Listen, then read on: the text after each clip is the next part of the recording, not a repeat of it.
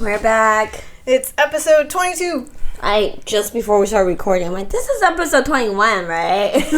Starting to lose track of episode numbers. Yeah, but we're back. And today's theme is about basically customizing your routine and getting it ready for summer. At this point, we're going to be actually pretty deep into summer, and I feel like summertime has already it came a little early this year. Yeah, I think all the flowers are blooming earlier than usual, and it's pretty hot already. Yeah, for sure. But before that, a couple brand updates. Mm-hmm.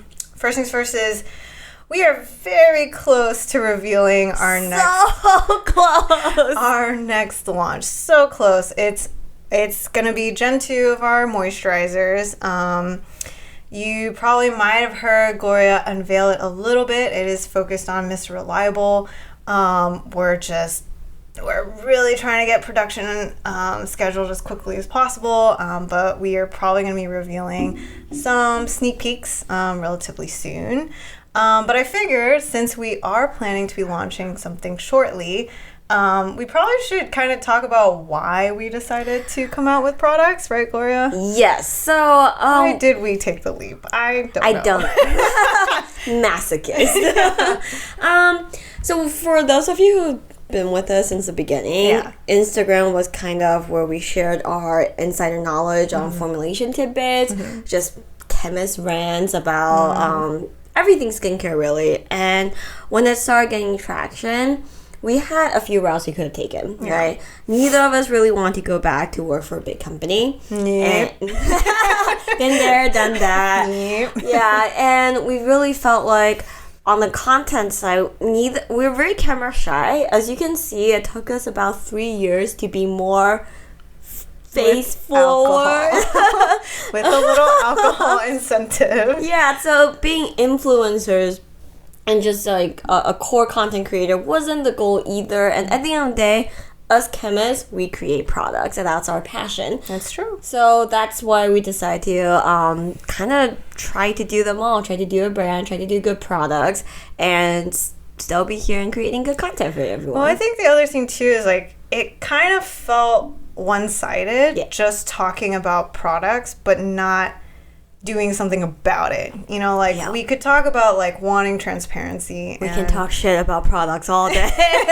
Yeah, we really could, but it felt a little lopsided, you know, when at the core of what we like to do is actually create formulas. So we definitely don't want to follow like the seasonal launch plan that a lot of bigger companies do. You'll see they have like launches scheduled like systematically, and for us it really felt like what would be meaningful, what really solved a problem, like what could we do to really like help elevate and just overall improve people's routines, and that's how we ended up here, I guess. Yeah, and I will say like fun fact from when we first created the line, we created a line of moisturizers. It was actually really a very fast process because a lot of the products are ideas we've been stewing on. The formulations are relatively straightforward based on our experience. Like basically, I think sometimes the concept of a product takes longer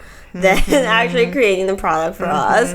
But those concepts were really clear. We wanted to create a moisturizer line, each with the best-in-class ingredients, as we would call it, in different categories of moisturization. So I'm talking about a best-in-class humectants in Aquafix, best-in-class emollients in the better oil, and occlusives in Bon Voyage, with a heavy emphasis on soothing. Yep. Which it makes so much sense, so clear. But when we launched, we were like, oh right, we don't know anything about marketing.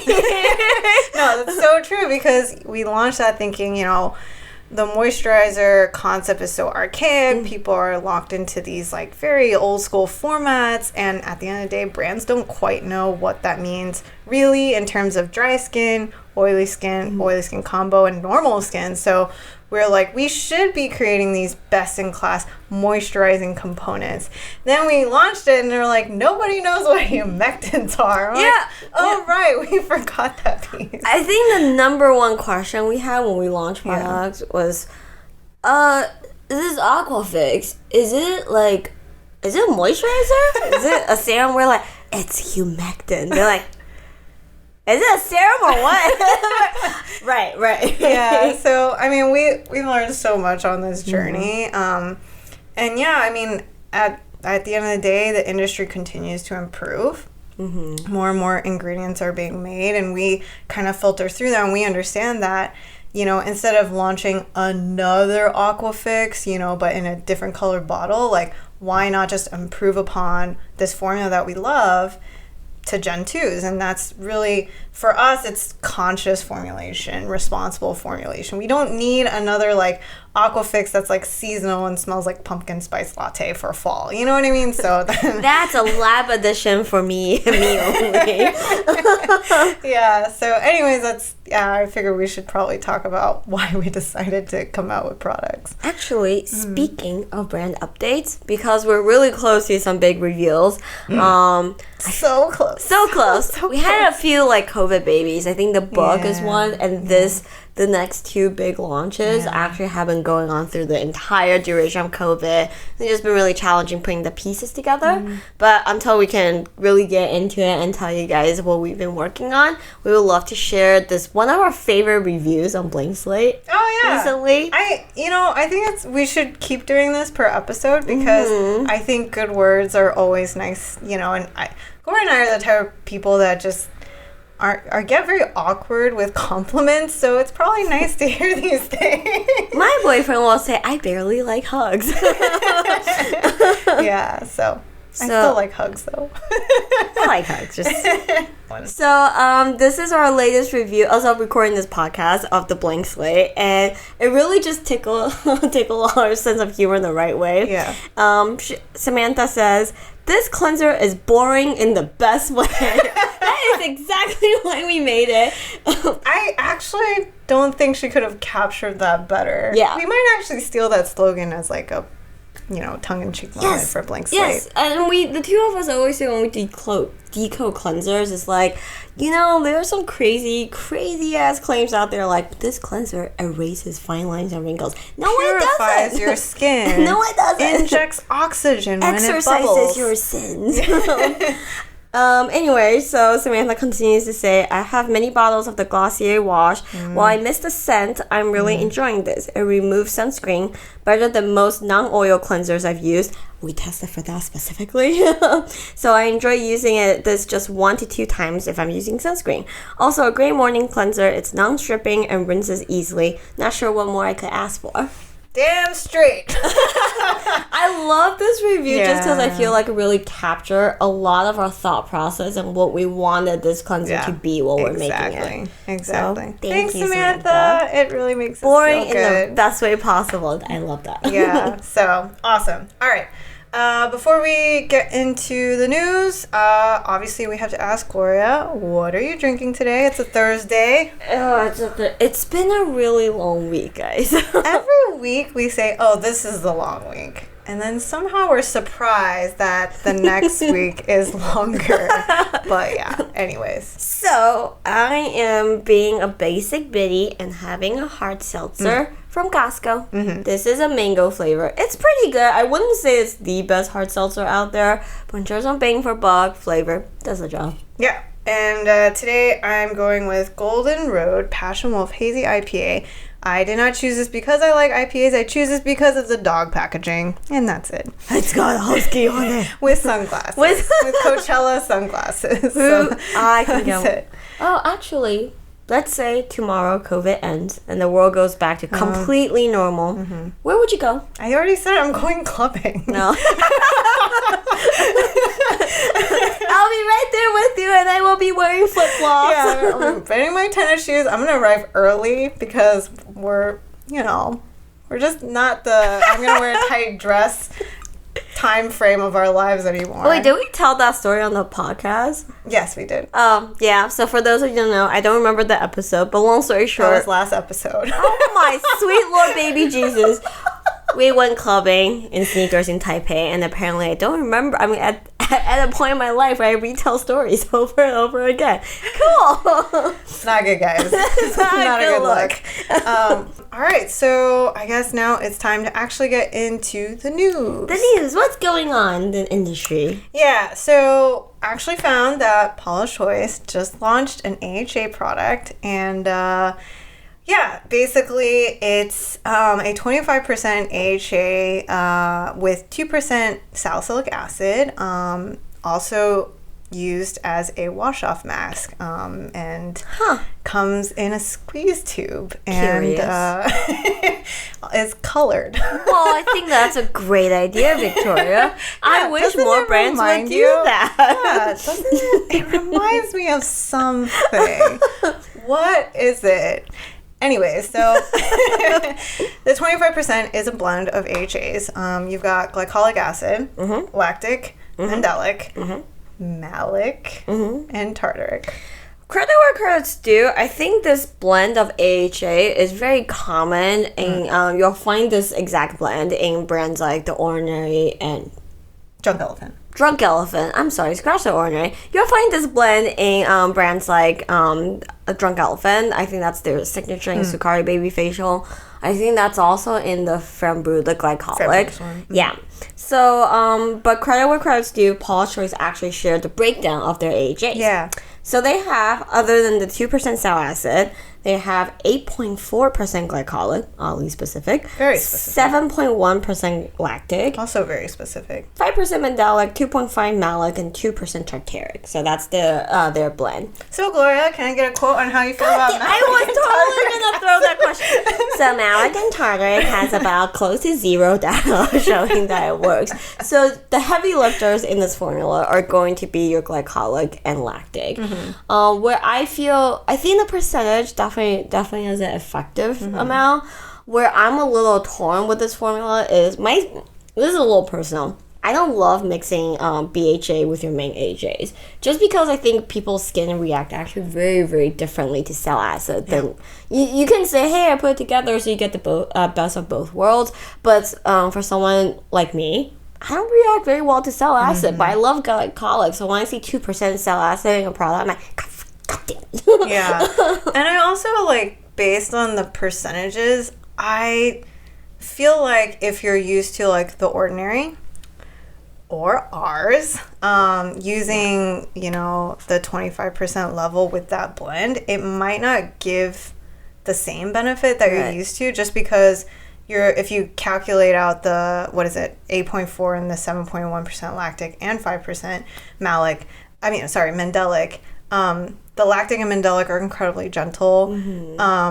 You might even try it, I would say, once every other night. Yeah. That might be a better frequency for this concentration. Personally for me, but yeah, it depends on your skin's tolerance. Yeah. I will say, like Victoria said, 8.4 glycolic has been tested and is gentle enough for daily use, and so has glycolic acid. So when you're kind of splitting the molecule, so you're looking at it at a roughly 15% total amount of your main AHAs.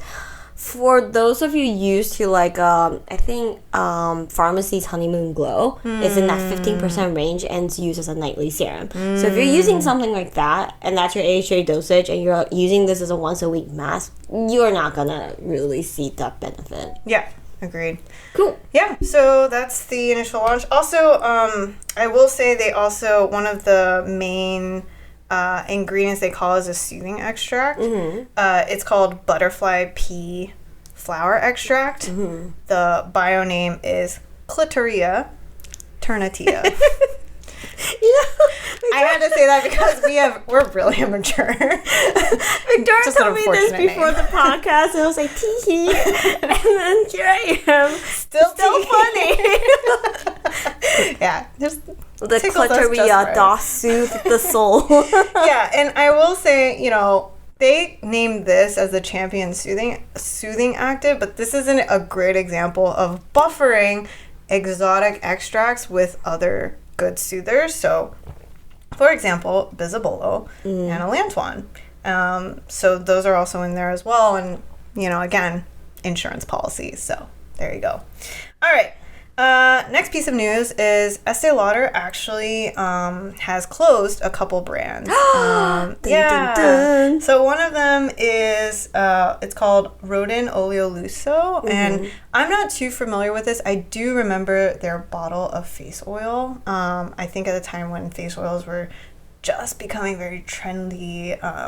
So I remember that one. And then actually, in what I didn't realize is February, just a couple months ago, they had closed Becca Cosmetics. So Becca, I think, first hit my radar in college.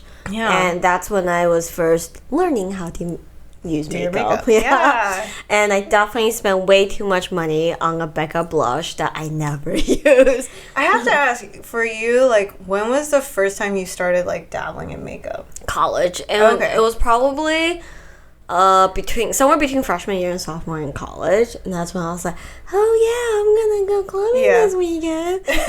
and looking back at some of the pictures that I took during that time, oh my god.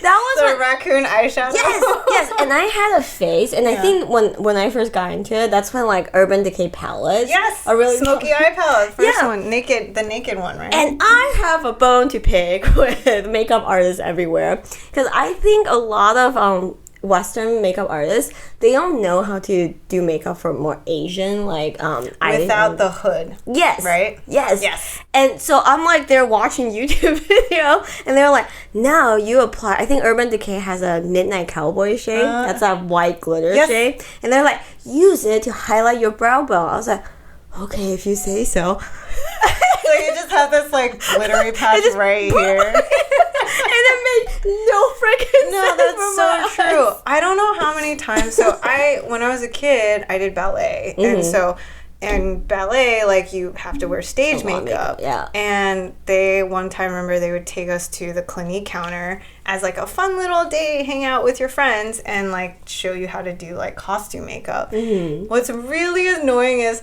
they didn't really know how to handle the eyebrow bone for me, and so they would always tell you like try not to use like purple tones because it can make your eyes look very hollow and dark. So she would try to use like I think like pink hues, but it looks so swollen. it looks swollen. Like I look like I have a spot like just in this corner, like I'm, for podcast listeners, like on the top right part of my eye where they believe the hood of your eyebrow should be, but it's like not the same, and I looked really silly. I was kind of embarrassed. And the contour is another one where you're like, oh yeah, you take this contour brush and you go into your eyelid. Just windshield wiper. Yeah, exactly. It doesn't look very flattering on a lot of Asian eye shape. I remember like I was getting ready for going out. Your eyes have a fan. Yeah. Pink fan. I will never forget, I walked out and one of my roommates at the time, he's a dude, looked at me and go, whoa! In the most unflattering way possible. We're still friends, but... try so hard. Yes. Come a long way. Yeah. All right. Anyway, so we've gone off tangent. Yes, but Becca, congratulations. Yeah. So other than that, they've closed those brands. And then finally, we actually do have another celebrity launch. Dude, the Allure trend, I always think the Allure trends are like very hit or miss. I think they probably get 2 out of 10 right every year. But the celebrity trend thing is very on point. Again, we should have had like a bracket. Like March Madness. Anyways, all right. So this one is actually from what I know of, is our first TikTok celebrity skincare brand. Fortunately, Gloria and I don't really know TikTok celebrities, but apparently Addison Rae has come out with a skincare / makeup line called called Item. And then I was just gonna have Gloria do a decode of their Fast Pass AHA gel cleanser. So Gloria. So this is a cleanser, and the top 3 ingredient reads water, propane diol, disodium cocoyl glutamate. I'm gonna actually keep going. Glycerin, betaine, hydroxycellulose, and tocopherol. So propane diol is a cousin of propylene glycol. It's there to help it from freezing over. It's a little hydrating. It keeps your formula solubilized. cocoa glutamate, disodium cocoa glutamate is a very, very common gentle surfactant. Yeah. What I find very interesting about this formula is when I was reading out the list, tocopherol, which is vitamin E, comes in like, what, 1, 2, 3, 4, 5, 6, the 6th spot. Tocopherol is a good, the list goes on, but tocopherol is a very good indication that that's probably the 1% under mark. Yeah. So that means there's only one core surfactant, the glutamate. So my guess is actually that, wait, hold on, it's called the AHA cleanser. I don't know where the fuck the AHA is. I'm just gonna wait for her to dawn on her. Hold on, where's my AHA? So again, this goes back to our Blank Slate review. It's boring, and it should be. So for cleansers that claim AHA, like this one, but it's all the way at the bottom. And it's a little 4 or 4 not found. Yeah, and Gloria already pointed out that tocopherol is already so high on the list. So that means that it's in there in less than 1%. Especially for AHAs, this is really not a great range to get that exfoliation benefit. So really just think of this as a gentle cleanser. And I find it really rare to have that just one single surfactant and not do a blend. So actually, this line is actually not that expensive, but if you want to try to figure out if this surfactant is right for you, this is a rare scenario where you could probably do that. Yeah, and on the flip side, also pay attention to how well it cleanses. Yeah. Because my experience with it is that it's not the most effective. Yeah, it's gentle. It's a very gentle cleanse. Again, we can't speak on the concentration of it, but typically, in order to get really great cleansing benefits, you need a blend. They just act differently on the skin. They kind of like tag team it. So that's how you want to think of cleanser blends and why it's very hard for us to decode and why you don't really see us decode too many cleansers. Yeah, we have this, it's very cyclical, where Victoria and I will look at each other and we're like, we haven't done cleansing in a long time. And we're like, cool, let's move on. It's just really hard to talk about it. What about this active treatment? Yeah, all right, cool. So, other than that, that's it for the news. I think it's really time to just get into the summer routine. I'm sure a lot of you realize, like, probably your winter moisturizers don't really feel like a great fit. So first things we want to really tackle is just moisturizers. Yeah, so like Victoria said, the Meatz today is all about summer routine. Moisturizer is something that I think a lot of you probably want to change up in the summer months. For back in the olden days when we used to travel, that's also when sometimes I go back to Asia to visit my family, and Taiwan is a swampy mess. Hot and swampy. Southerners will understand that climate. Yeah, so going back to kind of our rant during the brand update about how we think about the different components of the moisturizer. Just remember, humectants are your water-based components that grab and hold on to moisture. Emollients are usually lightweight oil that kind of smooth out the skin, and your occlusives seal in the moisture. And butters, waxes, petrolatum, and then your humectants are like hyaluronic acid, glycerin, propylene glycol, urea, things like that. Right. So then during summer, if you are in a hotter, swampier climate, you want to skew heavier on the humectant side. And probably chill a little bit on the occlusives. Yeah, just to keep it more light, and you don't have to worry as much about that kind of like water evaporation that tends to happen when you lack the emollients and occlusives. So yeah, definitely for humid climates. Now, desert climates, I think actually struggle a lot more because it gets heavy, but then you'll come around 2 p.m. and you'll still feel very dry.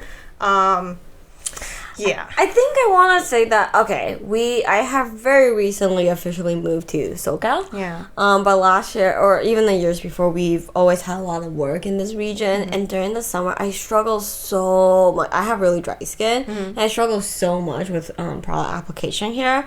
Because, like Victoria said, it's still really dry. So just humectants alone will absolutely not cut it. You still need the occlusive to really help you seal everything in. Yeah. But it feels disgusting. Yeah.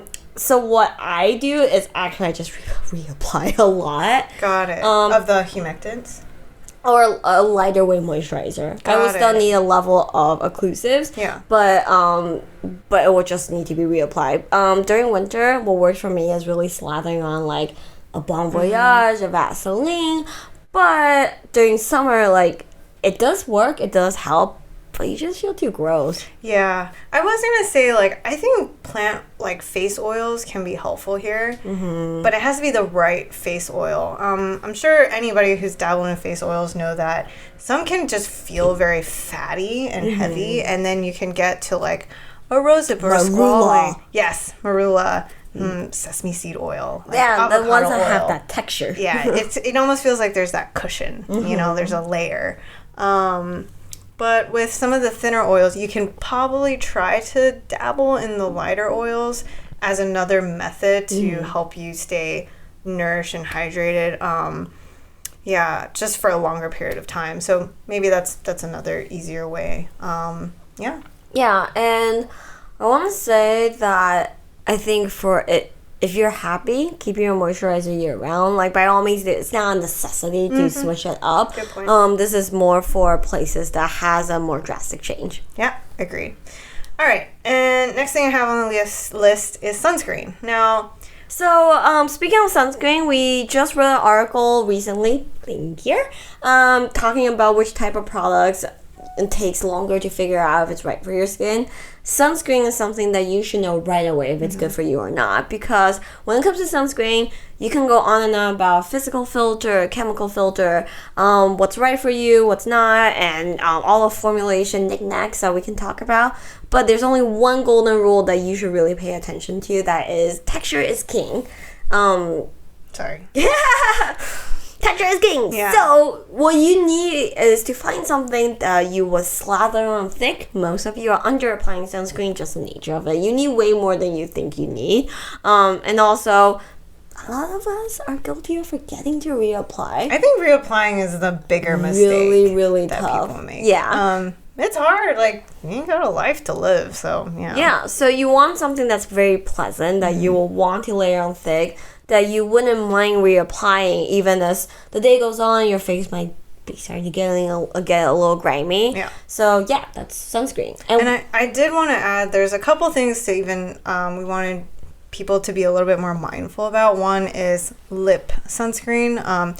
Your lip skin is actually very thin. It doesn't actually have the same defense mechanisms as your normal skin does in protecting itself from the sun. So I think a lot of people didn't even think that your lips actually do need sun protection as well. Actually, last year, we spent some time trying out a bunch of SPF lipsticks. We should definitely, we'll repost that so you guys will have that. Yeah, it tastes really gross. Yeah, that is a downside for sure. I don't think there was a single one we found that we didn't taste the actual sunscreen filter. Yeah. And at least for me, I was very partial to chemical filters. Because mineral filters that White has and a lot of powders, like, I have dry lips and it settles into the lines. It is not a good look. No, not at all. So, agreed. And then the other thing is a lot of people are now going outside. Yes. You're probably thinking about foundation. You can try to think about using SPF foundation, but just keep in mind, you make sure you're actually putting enough of it on. That's one way to kind of, I want to say, touch up. And if, let's say, you're going to the gym, you're coming back, you need to retouch midday, maybe a foundation SPF is a lot easier than trying to do the whole regimen that you had in the morning with, like, moisturizer, sunscreen, and then foundation on top. Yeah, just some ways to, like, play, optimize, and just make your routine a little more efficient, I would say, in the sunscreen realm. Yeah, and that's a good way to think about any hybrid products. I think we mentioned in the previous episode, like, moisturizer, sunscreen hybrids, makeup, sunscreen hybrids. At the end of the day, to get that protection, just remember, you have to pick a product that you don't mind layering on relatively thickly. Yep, exactly. All right. Next. All right. This is a part where we want to mention actives that you can consider giving it a rest during summer. So for those of you that feel like, holy crap, I've been using these actives during summer, am I ruining my skin? No, that's not what we're saying. We're just saying that, you know, if, let's say, you're thinking about switching up the actives in your routine, these are some places you can think about. I think the easiest one that we always like to talk about is pigmentation actives, specifically tyrosinase inhibitors, just because they have to already work really hard, and then when you're constantly getting a lot more sun, it just makes that challenge, it's just more difficult for them to really tackle. So Right. it's one way to save yourself a dime, because pigmentation serums can get very expensive. Right, so you can absolutely use it during this time, but like Victoria said, it's just not a pocket of time where you could expect to see a lot of results. A good sunscreen habit is key, and you're still fighting against all the sun exposure that you're getting. Yep. But on the flip side, if you want to maintain your pigmentation care, just make sure that your hyperpigmentation doesn't get worse. Keep up with your niacinamide and keep up with your vitamin C. Yes. Yeah, exactly. I mean, those two are actually targeting your pathways differently. Niacinamide is actually trying to prevent your melanin from depositing that pigment, whereas vitamin C, we all know, is actually preventing damage. So, right. So those are great for upkeep. Yeah. I think in general in summer, going off of that tangent, is think about your routine here as upkeep rather than like active correction. Yeah. No, that's a great point. All right. And then the second one that you can also consider giving a rest is retinoids. This is more, I would say, more anecdotal, because one, if let's say you're doing a heavy duty retinoid, sun sensitivity is a big issue, and if you're not good with sunscreen habits, then it's just not all very good. So yeah. I think there's like a great debate on the internet about sunscreen used during retinol used during the day in general. Like, oh, I heard like this is bad for me during the day, this and no. But you can use it with good sunscreen habit, but the problem is a lot of people don't have good sunscreen habit. Right. So that's really more the PSA that is probably the theme of this episode, is just if you don't have good sunscreen habits, then some of these more photosensitizing actives, maybe consider waiting till fall. Especially if you're just starting to want to tackle retinoids. Or I would say summer is not a really good time to start. Yeah, and if retinoids, if you have a hard time with it in general, like me, if you shed very easily, get inflamed, then definitely consider giving a rest. Yeah. So then the other one that I'm sure you guys are thinking about is, what about AHAs and BHAs? So this is where I find like AHAs can be very helpful during the summer, because like if you're getting a lot of sun, or you're very dry, or you're flaking, and it can actually really help just improve that tone and texture. Again, if you don't have good sunscreen habits, maybe try not to do like a really intense peel, or you plan to get a lot of sun, maybe don't hold off for that intense peel till fall. But I don't know, Gloria, I think this is really more personal preference. It is. Just note that I think, like Victoria said, I think exfoliation is very important to anyone's long-term routine, and during summer it's extra helpful. Yeah. Definitely don't forget to exfoliate during the summer. But how you go about it, you might consider tweaking up. If you're someone that is very comfortable with the 30% glycolic peel like every week, during summer, especially when you're getting excess sun exposure, consider maybe switching to a lactic or spacing out longer. So you're still getting chemical exfoliation, but you're just not frying your face as much. The idea is with summer, with increased heat and sun exposure, don't put your baby new skin at risk. Yeah, exactly. And I was actually going to ask you, Laura, do you change up your actives routine for summer? Interestingly, so I am debating about, so last year I spent a lot of time tackling retinol and trying to incorporate my routine. And I mean, I didn't do anything last year during summer. I'm sure no one did much last year during summer. So I kept going. But this year I'm considering dropping back the retinol during summer.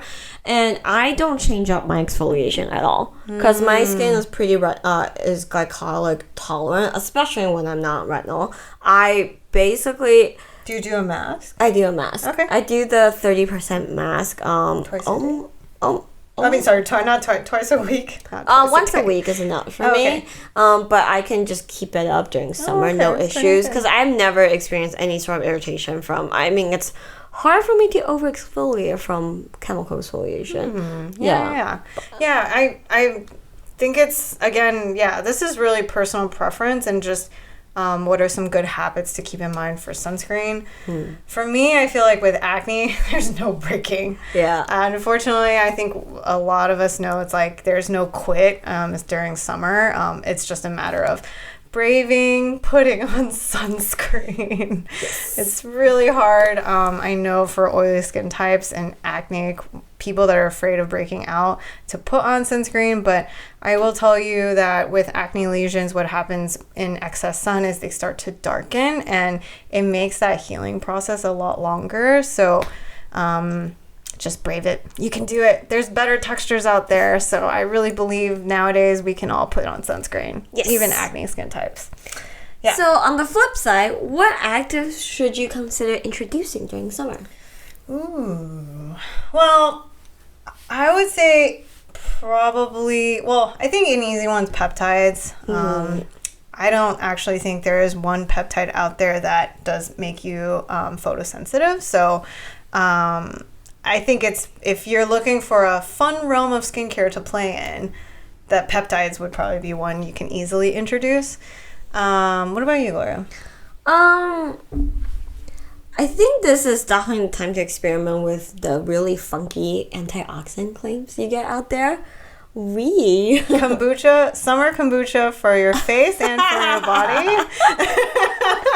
Alright, maybe not that funky. Well, I always think, again, going back to a blog post we just wrote, the way we think of antioxidant is it's a little bit like a religion, because you're not actively, you may not be actively correcting anything in the short term, because the idea is antioxidants prevent damage. So if it works, you're supposed to see nothing. So there's no change for the worse, but not necessarily change for the better. So it can get a little confusing in this category. But I will say summer, you definitely need an antioxidant. Ascorbic acid, vitamin C is our gold standard. But if you want to layer on a few, experiment with other antioxidants, there's a time of year it doesn't hurt to try. And I would say, like, summer is also just, because people who are a lot more active, I feel like it is a fun time to, like, dabble in skincare. I'm thinking of mask, clay mask, like all those hydrogel, like eye patches, all of that stuff. I feel like it's just kind of a nice wind down from, like, being out in the sun all day. Yeah, exactly. And actually, on that note, I want to follow up on something that we mentioned really briefly in the last episode, which is heat in skincare has more... Oh, yes. Has wonderful. More science, and it always sounds a little hokey, right? Oh, yeah, just cool your face. It'll do better. Well, I mean, if you think about athletes, they do cryotherapy all the time. There is a reason for that. So go on, Gloria. So there's actually a paper where they kind of coined the term thermal aging, which is another aspect of how the sun can cause your skin to age faster. Interesting. So this is from heat. Yes. Okay. So they looked at a study, and what they did was they kind of figured out that in summer, under direct sunlight, your dermis can get as hot as 104 degrees Celsius. Oh, wow. From your, like, internal temperature plus infrared. Okay. Which, by the way, infrared from the sun, it penetrates a lot deeper than UV light. And I was going to say, a lot of people ask about blue light, but for us, if we wanted to think about another wavelength that might be bad for us, we always talk about IR. Yeah, IR, I think, was having a moment and getting a lot of attention. Just a blip. Before blue light? Yeah, then blue light came up. But then COVID hit. I blame... I blame, but it's not too blame. I blame ophthalmologists and optometrists, because y'all started talking about blue light, and then they came out with the yellow tinted blue light lenses, and then it transferred to skincare, and there you go. Yeah. So, IR does penetrate very deep into your skin. Goes as deep as the dermis. And there's a lot of talk about how that is actually very responsible for a lot of signs of aging. And long story short, this study looked at the effect of heat kind of isolated from the UV component of light. And and showed that it does cause inflammation, and it can lead to, there's a lot of technical terms like, like the MMP expression gets carried away, and it leads to breakdown of collagen. Long story short, inflammaging. Yes, long story short, it is a key component to aging, and a really easy way to do it is pop a face mask in the fridge. Pretty cool. So, did they do any sort of treatment? Or? No. Oh, okay. So in this particular study, they didn't look at treatment. Mechanism study only, not actual clinical. I mean, if you want to talk about how hard it is to do our job, it's these like snapshots of it. You know? We always feel like we are sometimes a bad news bearer because a lot of study will be like, we really try not to be. We're actually quite positive people, I promise. yes, we are. But a lot of times we talk about mechanisms of aging, and there are these review papers. It's like, you look at it from all angles, and it gets very depressing because it's like everything living causes aging. So I think for us, a lot of times we do want to highlight that skincare should be fun, and highlighting where all the damage might come from isn't like, try not to let it stress you out. At the end of the day, stress you out, right? You have a good routine set up, and at the end of the day, have fun with it. And it's your me time. Yeah. It's very hard to have me time right now. Yes. I've been complaining, Gloria. Anyways. But yeah, if you're worried about thermal aging, pop a face mask in the fridge. I love stuff like this where the problem has a very straightforward solution. Also, wear a sun hat. Don't stand in direct sunlight for too long. That reminds me, we will be following up with some sun studies and posts, and one that's like been really overdue is just focusing on UV protective clothing. Yes. And how that's actually really important. You think your t-shirt is saving you, but let me tell you, it's not. Okay. Anyways, all right, so that's that. What else do we got? So that's, we talked about antioxidants, we talked about peptides, we got thermocoating. Hopefully that gives everyone a general idea. I have a really different one. This is super random, but wash your face. Yes, I was just going to say, in terms of cleansing, you might want to find a more powerful cleanser with all the layering that you might be doing during summer. So, yeah. And actually, I have found some of my friends have really garbage cleansing habits. And I don't know why I find that summer dirt and grime buildup extra disgusting if you don't wash your face. Let's see, what's the worst that you've heard? Just to give everyone a spiel, like an example. I just feel like I have heard of people going to the beach and going home and just going to bed and not wash their face. Ew! Ew, come on. I think the one I've heard was hand soap. Oh, for hand soap to the face? Hand soap to the face was one. Another one, which I thought was like, it's just more really lazy than anything, is like... At least not dish soap to the face. Yeah, I thought it was pretty bad. But I was going to say, one of my friends was saying, I just let my shampoo suds run down my face. Help clean my It's a dude, isn't it? He has great skin, doesn't he? He does. You know, that's also really infuriating, is a lot of these people that we meet that have terrible routines have pretty decent skin. It's a genetic lottery, and it's not fair. Exactly. And it's just poor examples for people to not live by. So, there you go. All right. Yeah, so I think that's the meat. That is the meat? Sweet. We are keeping it efficient today. Yes. All right. We have a new segment, guys. Yes. So, I thought of this. I thought that for every episode from here on out, we will each of us will share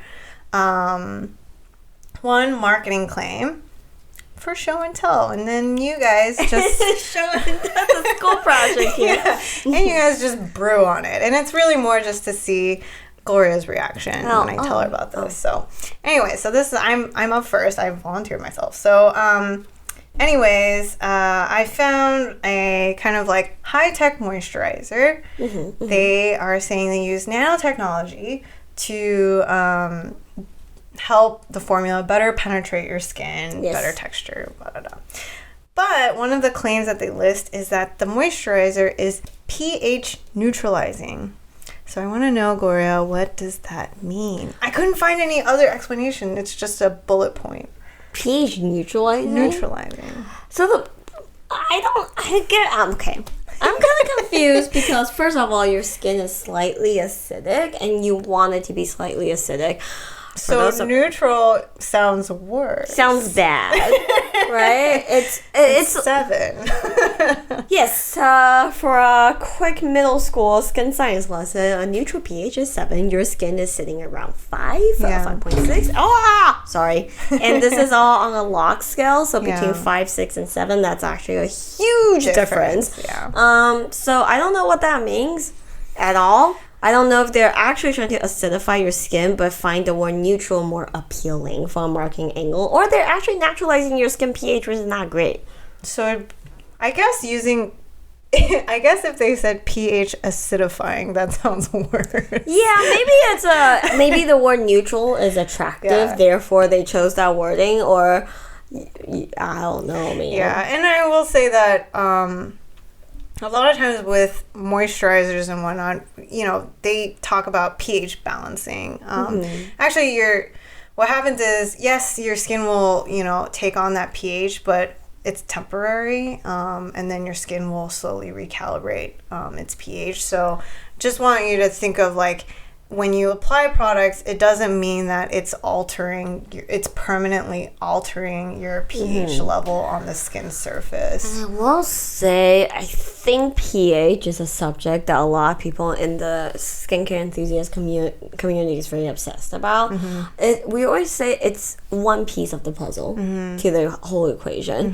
The reality is, like Victoria said, if you have a non-compromised skin barrier, it's almost slightly of a non-issue because your skin self-adjusts. Yes, exactly. And then on the flip side, because your skin is healthy, so it can adjust. There you go. Yeah, and then if you have eczema or other more compromised skin barrier problems, it could help. Yes. But I think a lot of people ask us, like, oh, I'm layering 4 products. The first product's a pH of 3, second one's pH of 5 or 6. How long should I wait? That's kind of a non-issue because at the end of the day, if your skin takes a few hours to adjust, you're not going to wait a few hours before between applying products. And then secondly, it's kind of like some products are at that pH because it needs it to be stable, not necessarily it needs to stay at that pH on your face for 4 hours to work. Exactly. When in doubt, I want to say go back to clinical protocols. When people test I assure you, when people test a vitamin C serum, they're not sitting there and watching vitamin C sit on your face at the same pH for 4 hours.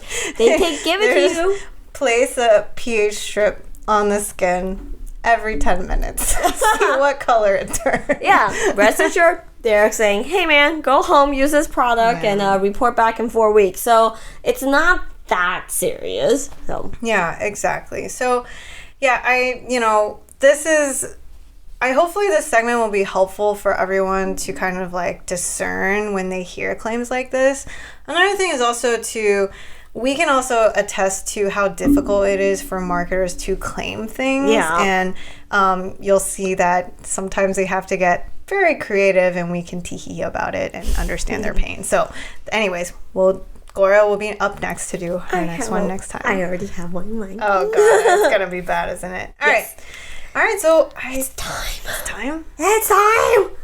It's time to break it up, break it up, woo, break it up, woo. Animal fun corner time, fun animal corner. It's animal corner. It's animal fun facts. Yeah. All right. So this time, it's my turn. Gloria, be so kind. I'm sorry. Gloria has all our notes, so we're gonna read it off. Yeah. So,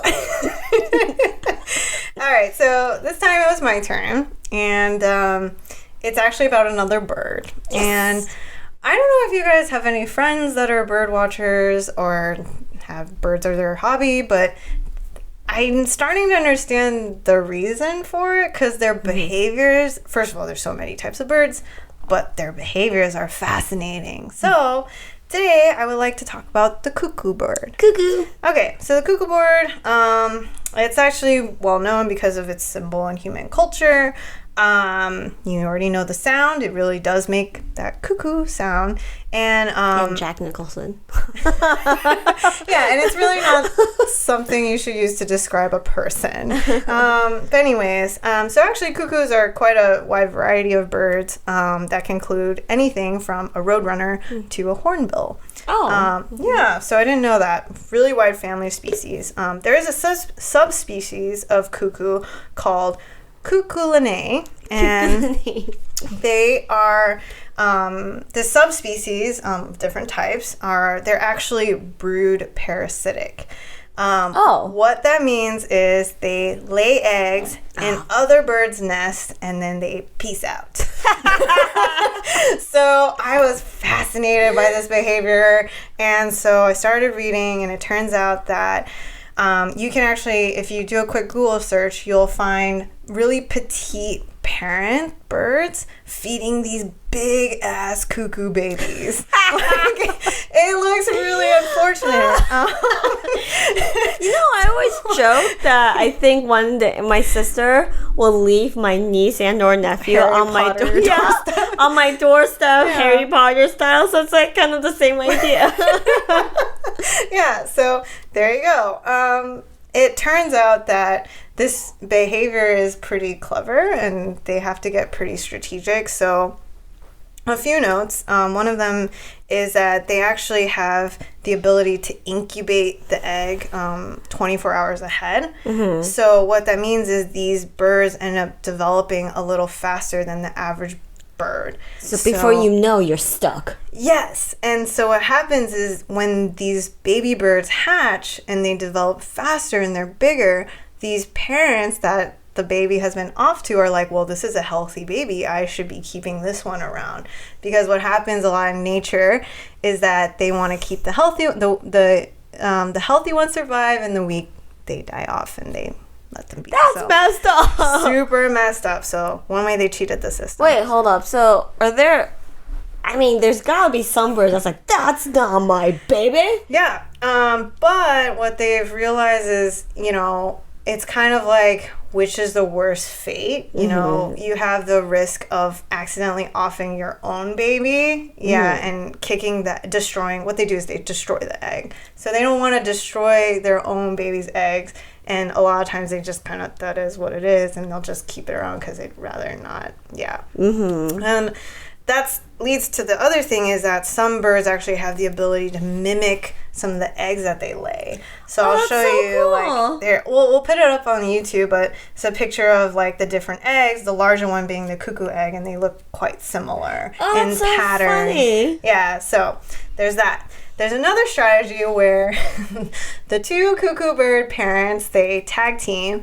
The male one basically will try to drive the nesting parent out of the nest, or like basically egg it on so that, trying to get that nesting parent to chase it. Mm-hmm. And then the female will quickly run in the nest, drop its egg, and run out. I'm sorry, it's really shitty. Dickish animal. Yeah, so there's that. There's even another one where they purposely, this is for nests that are in hidden burrows and in darker places. Cuckoo birds will lay like a darker egg so that they can't really see the egg. It's kind of an illusion. And suddenly they're like, oh shoot, I have an extra baby I didn't even count for. Yeah, so there's that. They're dicks. Yeah, so I was thinking about this and I just got really upset for these poor parents that just suddenly had this huge bird to feed. But, yeah, there you go. See? It's crazy. Oh my God. Yeah. So, the thing is, feeling pretty angry, but just know there are actual labs that are studying this behavior and whether or not it's truly detrimental, to the species, to these other species. Professional moochers, these birds. Yeah, right? Who knew?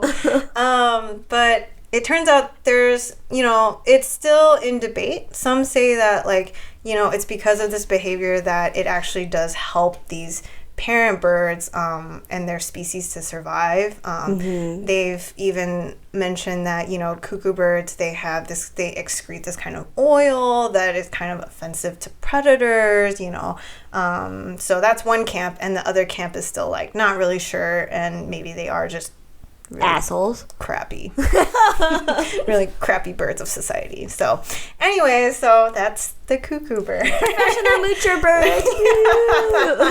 Yeah, fascinating. But anyways, all right, so that leaves our last segment. Woo. Q&A corner. Oh baby, all right, hit me. Question 1. Excuse me. This was a question on how to combine actives, like a pro question. Oh, okay. She asked, can you use niacinamide, salicylic acid, and retinol together? All in one product. Layered? I guess so. Didn't specify. Yeah, I think it's okay. It's not really that uncommon in acne. So I would say that, and I think niacinamide is a great add especially for those two actives. So I'd say go for it. Sunscreen. Please sunscreen. Yeah. So anyways, what about you, Gloria? Yeah, I would say my dry skin senses are tingly. If your skin's tolerant, like Victoria said, all three work in very different ways on your skin. Niacinamide and retinol are a great combo. Salicylic acid, because it works from different angles. So if you have oily, congested skin, that's a fantastic combo. If you have drier skin like me, that might be a little too aggressive. Like my skin is a little reactive to retinol, and it's very reactive to salicylic acid. So that combo just me. And I want to mention, we just did a kind of like AHA poll, and I thought it was interesting. Someone asked if tretinoin was part of chemical exfoliants, and I can totally see how that happens because you're thinking of shedding and flaking and whatnot. But I do want to mention they actually work on two different pathways. Think of your AHAs as top down, you're working at the surface, and then, the retinol, these retinoids are actually targeting a very specific receptor that's causing your cell turnover cycle. So just want to let you guys know how to think about, or just a reminder of how to think about the actives. All right. Next. Retinol question. I'm loving retinol. However, my cheeks seem to flush very easily when warm, wearing a mask, drinking alcohol, etc. I don't actually have dryness or other adverse reactions. So what gives, and what can I do to help? Yeah. Gloria, I took the first one. I was going to share. Yes. Honestly, retinol's funky, and it could just happen. Sensitivity. Right, exactly. So if your face flushes for no other reason, first of all, take a closer look at your current routine.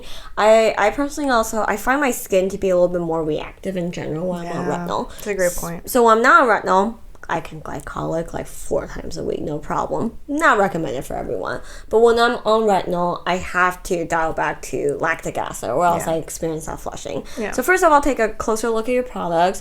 Make sure that, I would say even just patch test to make sure they all agree with your skin. Honestly, if you're not experiencing dryness or flaking, just that elevated sensitivity, that's actually probably a solid sign that you're on about the right tier of retinol use. If you're worried, I would say look closer to your routine. And that's probably it. The flushing is kind of normal. It just happens. Yeah, and don't forget your soothers. They can be very helpful in kind of alleviating those those side effects that you're experiencing. I would say that if you are experiencing it long term, that doesn't sound quite normal. Hey, you can email us if you have any issues.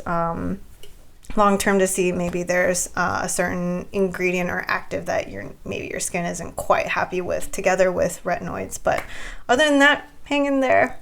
Yeah. All right. This isn't a question, but it is my tinfoil hat moment of the week. Guess what? We did it. We made tinfoil hats. I'm ready.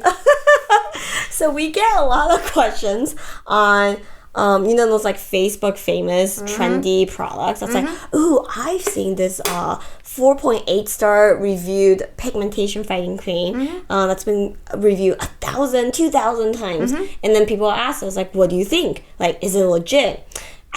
So my tinfoil hat theory of the day. Oh, I'm so ready. Let me hang on. There are 2 types of products that if you see a review average rating of, let's say it's 4.8 stars over 1,000 reviews, it's freaking bullshit, and that is pigmentation and eye creams. Yes. Yeah. Can agree. I think that's a great tinfoil hat theory. And why is that, Gloria? So, for pigmentation, inherently, a chunk of you will be disappointed because it's a type of product that takes a long time to work. It takes a while to work, and let's be real, so when we're doing clinical studies, pigmentation, you can pick up on an instrument like a very sophisticated camera machine. You can see that difference a lot faster. But let's say the machine is picking up a 10% difference or a 15% difference. Do you visually see that improvement? Debatable, and everyone's different. You feel like the mirror is playing, like the lighting is like maybe more flattering than usual. It might take a long time for you to get to an amount of improvement where you're like, wow, I can see, notice, and feel a difference, and I'm happy. And let's be real, a lot of people, us included, sometimes it's hard to be that consistent for a long time, right? Yeah. Are you really super consistent with your serum or treatment use for 3 months at a time? So if you fall off that bandwagon a little bit, but you still feel like, I've been using this for 3 months and I see nothing. That's also very, very common pigmentation.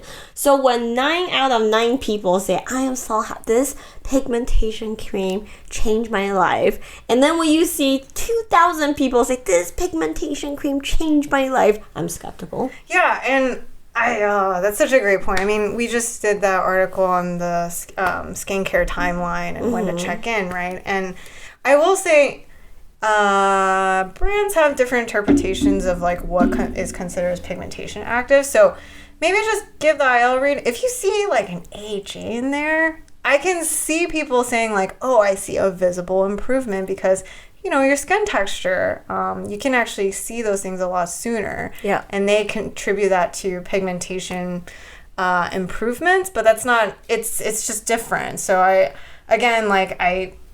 couldn't agree more, and I feel like ultra skeptical. Eye creams, I think that's my passion project, is like, I, on average, expect eye creams to have a 3 to 3.5 star. If you're a 5 star and you don't have a clinical, it doesn't seem realistic. Not even a little bit. Because we all know eye area concerns outside of, crow's feet even, are really difficult. So it's not our favorite topic to write about. You'll see that we have very little posts. And I'm still hunting. Yes, around eye area concerns, because topically it's just a very difficult problem to solve, and there isn't a ton of great data. So if you see an eye cream with 2,000 reviews averaging 4.9 stars with people say, it erased my eye bags, I'm gonna wager and say those are kind of bullshit. Yeah, and I think